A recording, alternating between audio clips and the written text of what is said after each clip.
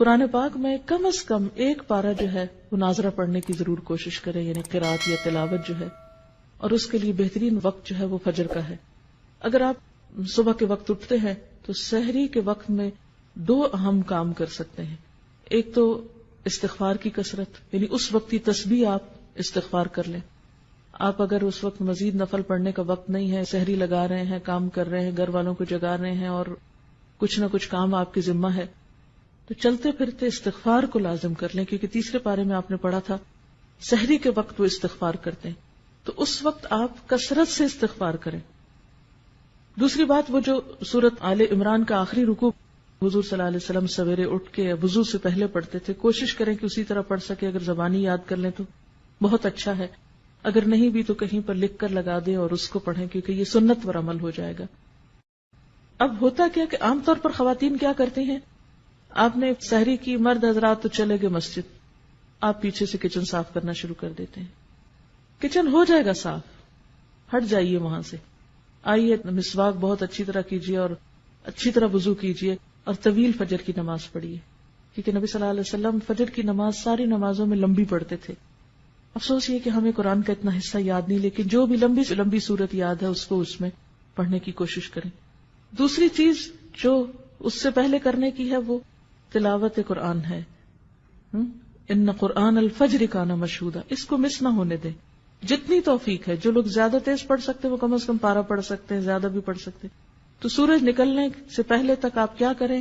فجر کی نماز اور تلاوت میں وہ وقت گزاریں، اور بہت عبادت کا بہترین وقت ہے۔ پھر اس سے پہلے کہ سورج طلوع ہو آپ کیا کریں، صبح شام کی دعائیں جو ہیں مسنون اذکار وہ کر لیں۔ صبح شام کے مسنون اذکار یعنی وہ دعائیں جو نبی صلی اللہ علیہ وسلم صبح شام پڑھا کرتے تھے، آپ مسنون دعاؤں کی کسی بھی کتاب سے لے سکتے ہیں۔ اس سلسلے میں ایک کتاب وَإِيَّاكَ نَسْتَعِينُ کے نام سے الہدا سے شائع کی گئی ہے۔ اس میں ان دعاؤں کی سند، فضیلت، پڑھنے کا طریقہ اور اردو اور انگریزی ترجمہ بھی موجود ہے، تو اگر زبانی نہیں آ تو آپ دیکھ کر پڑھ لیں۔ پھر کیا ہے کہ سورج نکل آیا، اگر اس وقت آپ تھوڑا سا اور انتظار کر لیں یہ ذکر اذکار کر کے، تو 2 نفل جو ہیں وہ پڑھ کے پھر آپ اٹھے۔ لیکن اگر بیچ میں آپ کو بچوں کو اسکول بھیجنا ہے یا کوئی اور کام کرنا ہے تو آپ وہ کام کر سکتے ہیں، کر کے آ کے 2 نفل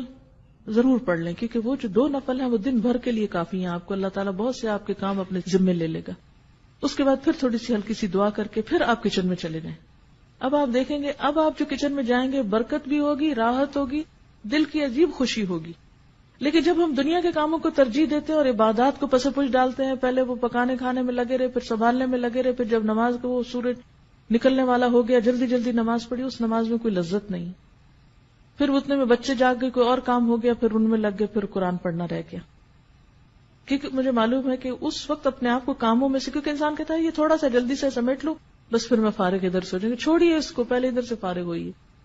پھر اس کے بعد آپ اپنا آرام سے جو بھی کچن وچن سنبھالنا ہے، جو کرنا ہے، پھر اس کے بعد آپ یہاں آنے کی تیاری کر سکتے ہیں۔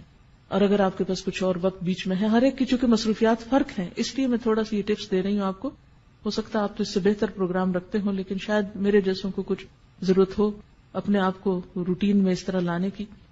تو آپ کوئی کتاب پڑھ سکتے ہیں یا ذکر اذکار چلتے پھرتے کر سکتے ہیں، گھر کو سمیٹ سنبھال لیجیے،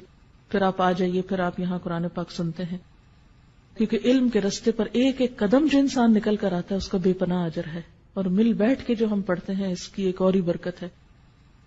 اور پھر اس کے بعد آپ یہاں اگر کوشش کریں ظہر کی نماز پڑھ کر جائیں، اگر یہاں نہیں تو گھر جا کر فوراً ہی پھر آپ ظہر کی نماز پڑھیں، اور پھر اس کے بعد یہ ہے کہ اگر آرام کرنا ہے کچھ دیر آرام کر لیں تاکہ پھر شام کی عبادت جو ہے رات کی اچھی ہو۔ تو پھر اس کے بعد ہر ایک اپنے اپنے روٹین کا کام کر سکتا ہے۔ پھر خاص طور پر افطار کے قریب جو ہے وہ تھوڑا سا اپنے آپ کو روحانیت کی طرف پھر لائیں، افطاری لگا لیں، کر لیں جو بھی کرنا ہے، 5 منٹ دیں، 3 منٹ دیں، 2 منٹ دیں، 10 منٹ دیں، حسب توفیق جو کسی کو اویلیبل ہے۔ کہیں پر بھی ہیں آپ، اپنے گھر میں یا کہیں افطار کرنے گئے ہیں یا کوئی آپ کی طرف آیا ہے یا آپ کسی گاڑی میں بیٹھے ہوئے ہیں، افطار سے پہلے کے چند لمحے انتہائی قیمتی ہیں، دعاؤں کی قبولیت کا وقت ہے، اس میں پھر دعا کی طرف رجوع کریں۔ اور جو دعاؤں کی کتاب جیسے قرآنی اور مسنون اذکار کی کتاب اگر آپ کے پاس ہو تو